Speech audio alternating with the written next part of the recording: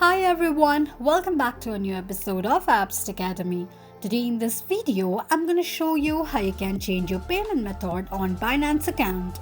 Keep watching the video till the end. To change your payment method on Binance account, firstly go ahead and launch open any web browser of your preference. On the search box at the top, type in binance.com and make a search.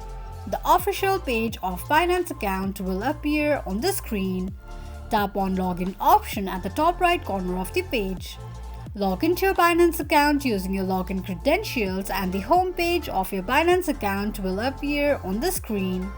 Now to change your payment method, click on Account option at the left hand side of the page. From the drop down, click on Payment option. On the next page, tap on Add Payment Method. Select the payment method from the options displayed on the screen and tap on it. Enter your email address and phone number on the given boxes and click on Confirm. This is how you can change your payment method on Binance quickly and easily just in few steps. If you have any thoughts or queries, let us know in the comments section.